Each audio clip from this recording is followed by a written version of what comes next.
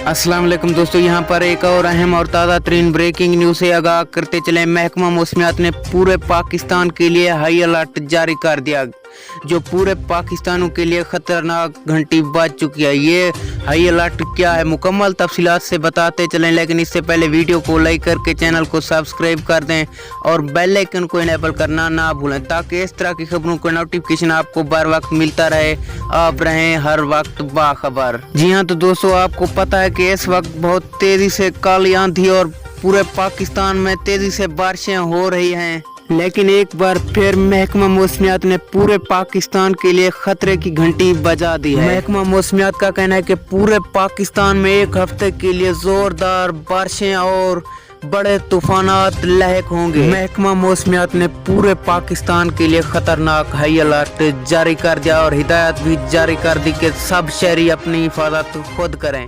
अल्लाह निगहबान।